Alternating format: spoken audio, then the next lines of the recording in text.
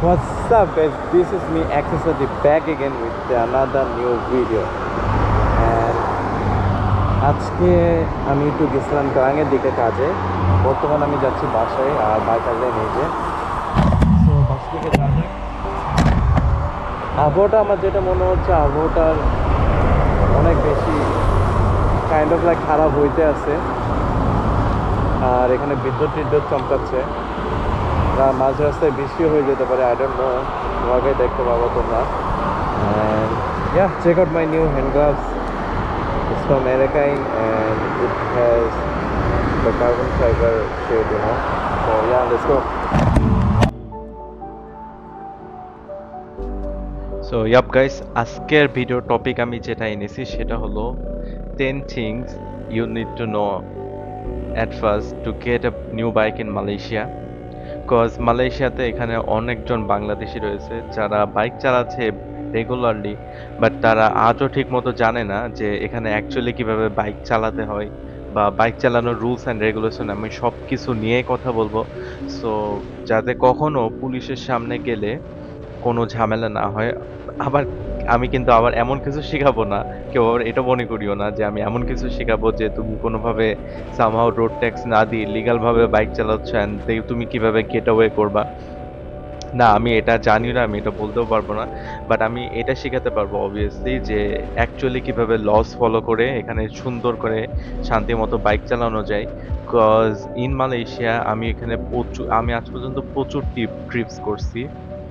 আমি গ্যাংটিং গেছি, ক্লাঙে তো মাত্র আসলাম, তো পেনাং অ্যান্ড জোহর বারু অনেক জায়গায় গেছি, অনেক দূরে দূরে গেছি, বাট আমি কখনো পুলিশকে আজ পর্যন্ত আমার এক রিঙ্গিতেরও চালান দেওয়া লাগে নাই, জাস্ট বিকজ অফ আমার সব ডকুমেন্টস ক্লিয়ার ছিল এবং কথাবার্তা এভরিথিং ওয়াজ 10 out of 10।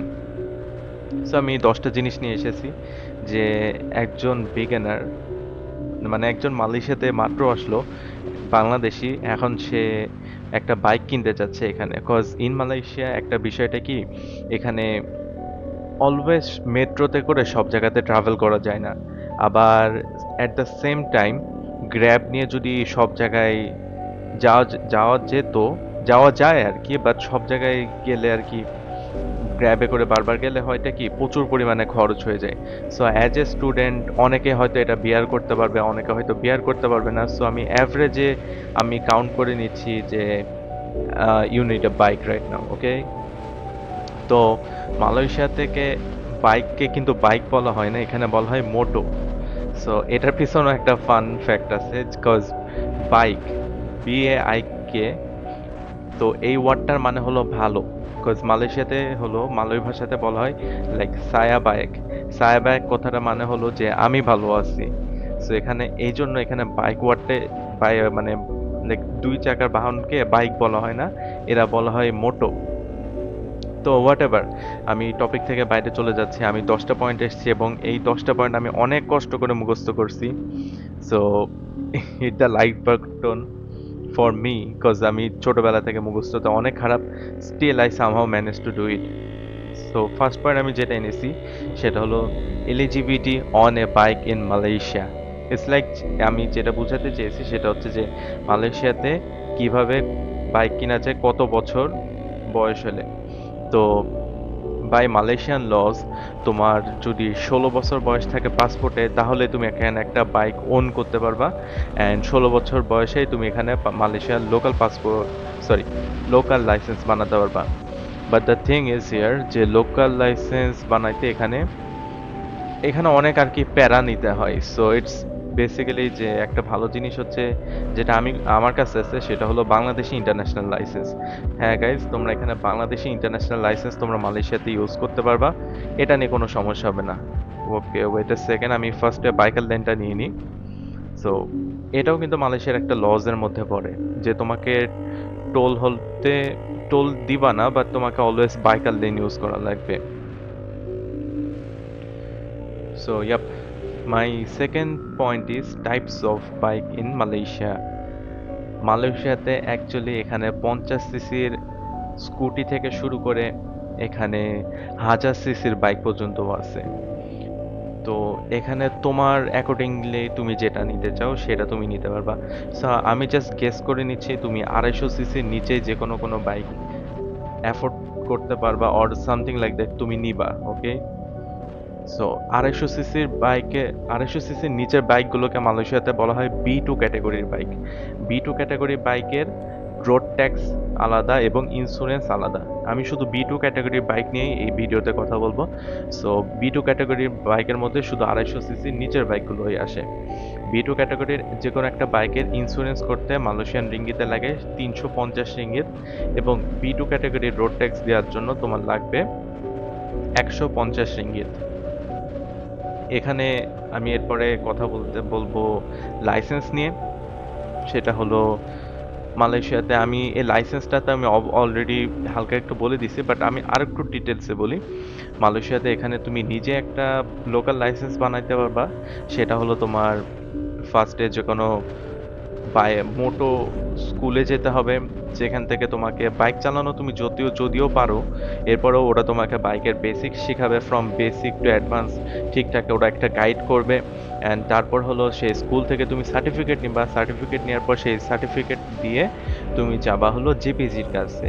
তো জেপিজি বেসিক্যালি ট্রাফিকের জন্য মালয়েশিয়ার police.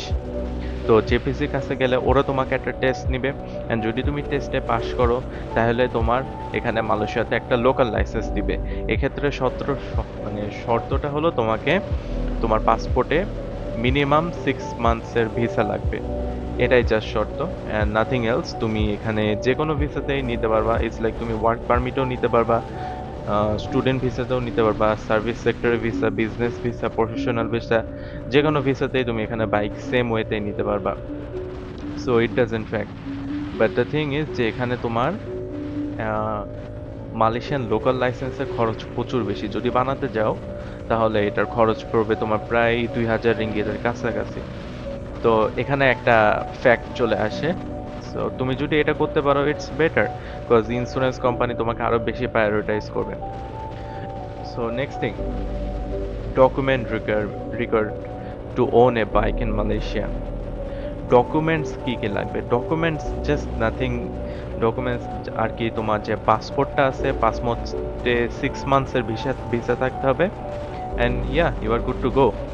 But the thing is তুমি এখানে ট্যুরিস্ট ভিসাতে কোনোভাবে বাইক কিনতে পারবা না মালয়েশিয়াতে। লাইক তুমি ট্যুরিস্ট ভিসাতে মালয়েশিয়াতে কোনো প্রকারে কোনো যানবাহনই কিনতে পারবা না।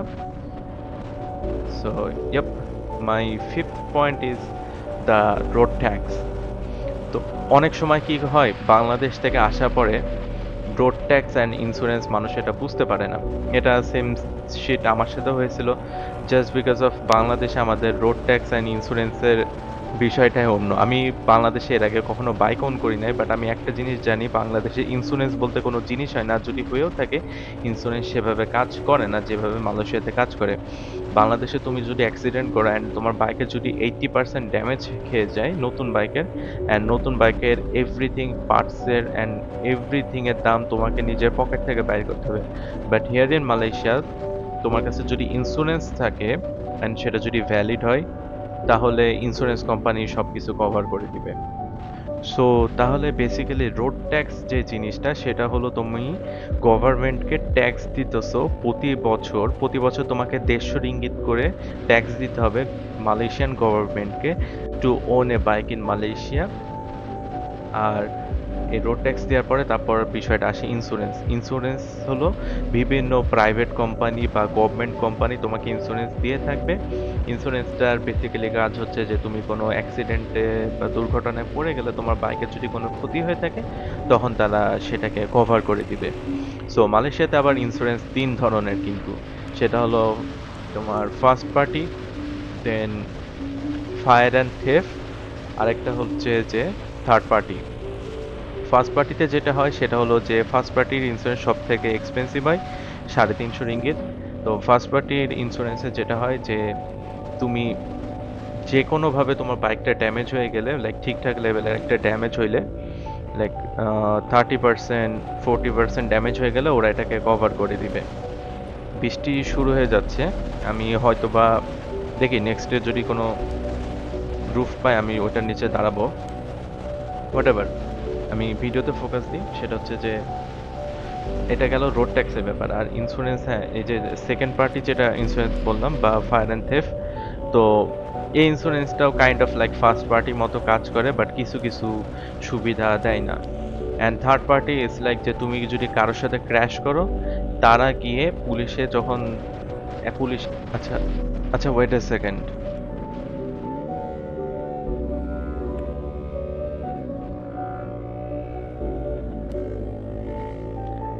আমি বুঝতে পারিনি ওই দিক দিয়ে চলে যাবে, আমি একটু ভিডিওর মধ্যে বেশি ফোকাস হয়ে গেছিলাম, আমি আর কি সামনের দিকে যাচ্ছিলাম, তো সামনের দিকে আমার ফোকাসটা ছিল। তো হোয়াট এভার, তো থার্ড পার্টি ইন্স্যুরেন্স আমি এটা কখনোই রিকমেন্ড করব না। থার্ড পার্টি ইন্স্যুরেন্সে অনেক ভেজাল, সেকেন্ড পার্টিতেও হালকা পাতলা ভেজাল। আমি এখানে দাঁড়াই, আমার যেটা মনে হয়, দেন তারপর আমি আবারও ভিডিওটা কন্টিনিউ করব। আধা ঘন্টা হয়ে গেছে, এখনো বৃষ্টি থামতেছে না, হালকা পাতলা বৃষ্টি পড়ে যাইতেছে, যার ফলে আমি এখানে থামলাম। সো বৃষ্টিটা শেষ হোক, তারপরে আমি ব্লগটা আবারও কন্টিনিউ করব। আর এই যে this is my bike right here. Ambulance, so কিছু করার না, আমাকে এখানে ওয়েট করতে হবে ভাই। তো আর বেশি পয়েন্ট বাকি নেই, 3টা পয়েন্ট বাকি আছে, অ্যান্ড এই 3টা পয়েন্ট আমি অ্যাকচুয়ালি ভুলেও গেছিলাম। আমি ওখানে দাঁড়ায় আমার ফোনের নোটস বের করে আমি এটা চেক করলাম, অ্যান্ড তারপর আমার আবারও মনে পড়লো। আই টোল্ড ইউ অলরেডি যে আমি মুখস্থতে খুবই কাছে, আমি কিছুই মনে রাখতে পারি না যদি মনে রাখার চেষ্টা করি। অ্যান্ড এই যে আমার পাশে যে গাড়িটা দেখতেছো জেপিজির, এটাই আর কি জেপিজি যেটা নিয়ে আমি কথা বলছিলাম, তো তাদেরই গাড়ি, এরাই হলো আর কি ট্রাফিক পুলিশ মালয়েশিয়ার। তো 8 নম্বর পয়েন্টে ফিরে যাওয়া যাক, সেটা হলো সব থেকে ইম্পর্টেন্ট পয়েন্ট আমি যেটা মনে করি, traffic rules and safety. Yes, this is the most important point that I'm gonna cover, because traffic rules Bangladesh and Malaysia are totally different. মালয়েশিয়াতে কি হয়, লাইক বাংলাদেশে, সরি, বাংলাদেশে কি হয়, তুমি যদি একটা সিঙ্গেল লেন দিয়ে সামনে একটু আগায় যাও, তুমি কি করবা, বাইকটা তখনই ঘুরে হালকা একটু পিছনে নিয়ে নিবা, রাইট? বাট ইন মালয়েশিয়া তুমি যদি এটা করে থাকো, তোমার 1000 রিঙ্গিতের ফাইন হইতে পারে। আর এই যে আমার পাশ থেকে যে গাড়িটা গেল জেপিজি, এই গাড়িটা যদি তোমাকে দেখে, তোমার বাইক জায়গায়, মানে রাস্তার মধ্যে লক করে দিয়ে চলে যেতে পারে। এদের কাছে ট্রাফিকের প্রচুর পাওয়ার আছে, লাইক জেপিজির কাছে যে কোনো গাড়ি মনে করো রাস্তায় এরা লক করে দিয়ে চলে যেতে পারে রাস্তার সাইডে, এদের কাছে এত পরিমাণে পাওয়ার আছে। সো ইয়া, এই জিনিসটা আমি ফার্স্টে বুঝতে পারিনি এখানকার ট্রাফিক রুলস কেমন বা কিভাবে বাইক চালানো উচিত। সো আস্তে আস্তে আমার মাথায় এই বিষয়গুলো চলে এসেছে এখানে বাইক চালাইতে চালাইতে। অ্যান্ড মালয়েশিয়াতে আমি মোর দ্যান 35,000 কিলো আমি বাইক অলরেডি চালাই ফেলেছি। অ্যান্ড যা আমি বলতেছি সব কিছু আমি আমার এক্সপিরিয়েন্স থেকে বলতেছি। And on the number 9 is environment. মালয়েশিয়ার বাইকের চালানোর জন্য এনভায়রনমেন্টটা মাঝে মাঝে, ওয়েট আ সেকেন্ড, এটা খুব আমাকে ডিস্টার্ব করতেছে।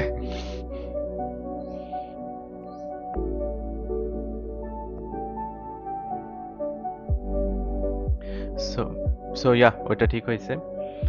এনভায়রনমেন্টটা মালয়েশিয়ার খুব একটা হেল্পফুল না বাইক চালানোর জন্য, আমি যেটা মনে করি। বিকজ এখানে মালয়েশিয়া হলো বৃষ্টি প্রচুর পড়ে, মালয়েশিয়াতে প্রচুর পরিমাণে বৃষ্টি পড়ে, অ্যান্ড বৃষ্টির মধ্যে বাইক সাধারণত চালানো যায় না। এবং এই রাস্তার মধ্যে যে হোয়াইট হোয়াইট দাগ দেখতেছো, মানে হোয়াইট হোয়াইট পেন্ট দেখতেছো মার্কিংস করা, এই বৃষ্টির মধ্যে এই মার্কিংসগুলো খুবই স্লিপারি হয়ে যায়, এই সাদা সাদা মার্কগুলো। তো চাকা এখানে গ্রিপ ধরতে পারে না, অ্যান্ড অনেক সময় হয়টা কি আমি ছুটে চলে যাই, এরকম আমার সাথে হয়েছে একবার। সো তারপর থেকে আমি খুবই সতর্ক, এই বৃষ্টির পরে এই হোয়াইট মার্কিংস এর অ্যাভয়েড করে চলি। তো on the number 10 is maintenance and spare parts. This is, I guess this point is for me. I wish কেউ আমাকে আজ থেকে প্রায় 5 মান্থস আগে কেউ বিষয়টা বলে দিত। সো মেইনটেনেন্স ঠিক আছে, maintenance is okay, but the spare parts, my bike is Pulsar RS200, যেটা হলো একটা ইন্ডিয়ান ব্র্যান্ড। অ্যান্ড মালয়েশিয়াতে Indian bikes are not that much of common, like এখানে রয়্যাল এনফিল্ড অ্যান্ড পালসারের বাইক বলো, ডোমিনার বলো, এগুলো খুবই আনকমন। আচ্ছা ওয়েট এ সেকেন্ড, আমি বাইকার লেনটা আগে নিই। অবভিয়াসলি হ্যাঁ, এটাই হলো ট্রাফিক রুলস অ্যান্ড সেফটির মধ্যে পড়ে। তোমাকে বাইকার লেন অলওয়েজ ইউজ করতে হবে। এসব ছোট ছোট বিষয়গুলো অনেক সময় মাথা থেকে বের হয়ে যায় যখন তো এখানে বাইক তুমি যদি চালানো শুরু করো মালয়েশিয়াতে, এগুলো অনেক সময় তোমার বাইকার লেনটা মিস হয়ে যেতেই পারে। তখন আবারও পিছনে মনে করো বাইকটা হাত দিয়ে ঠেলে ঠেলে অনেক সময় নিয়ে আসা লাগে। তো এগুলো একটু প্যারা আর কি, এগুলো একটু মাথায় রেখে চলাফেরা করতে হয়। যখনই কোনো টোল দেখতে হয় ফার্স্টে খুঁজতে হয় যে বাইকার লেনটা বামে কোথা থেকে শুরু হচ্ছে। সো হ্যাঁ, মেইনটেনেন্স অ্যান্ড স্পেয়ার পার্টস নিয়ে যেটা কথা বলছিলাম, আমার এটা পালসার RS 200, অ্যান্ড পালসারের পার্টস এখানে পাওয়াই যায় না, অ্যান্ড যদি পাওয়া যায় সেগুলো খুবই এক্সপেন্সিভ হয়। দ্যাটস ওয়াই আমার ইন্স্যুরেন্সও অনেক বেশি পড়তেছে। অন্যান্যদের ফার্স্ট পার্টি ইন্স্যুরেন্স পড়তেছে প্রায় 250, বাট আমার জন্য এটা পড়তেছে 350, বিকজ স্পেয়ার পার্টস পাওয়া যায় না, অ্যান্ড যেই জিনিসের অ্যাবিলিটি অনেক কম সেই জিনিসের প্রাইস বেশি হয়। অবভিয়াসলি যে কোনো জিনিসের ক্ষেত্রে যদি সেটার অ্যাবিলিটি কম হয় সেটা প্রাইস বেশি হয়। সো তুমি একটা জিনিস খেয়াল রাখিও যে তোমার যেন স্পেয়ার পার্টস অ্যাভেলেবল থাকে in Malaysia. If you want to ride a motorcycle, then এই বিষয়টা তোমার জন্য।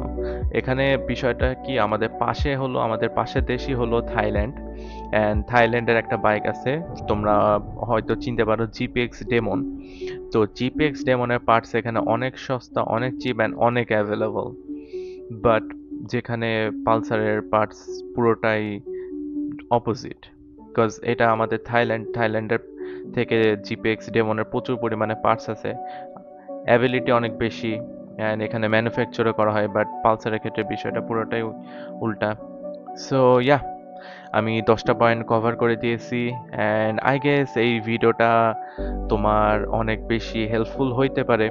আর যদি তুমি বাংলাদেশ থেকে হয়ে থাকো তাহলে তুমি জেনে গেলা যে মালয়েশিয়াতে বাইক চালানোর রুলস অ্যান্ড রেগুলেশন অ্যান্ড কি কি হইতে পারে।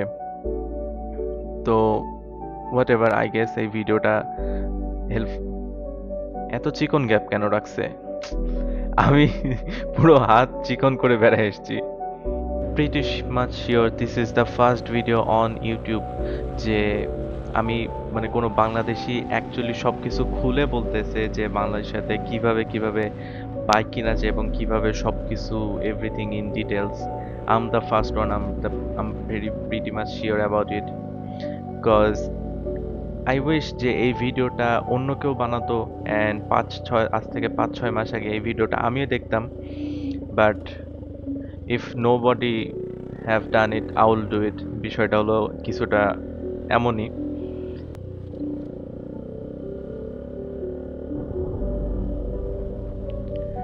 অ্যান্ড দেখা হচ্ছে তোমাদের সাথে আবারও নতুন কোনো ভিডিওতে, নতুন কোনো টপিকে। And till now, stay tuned, bye bye for today।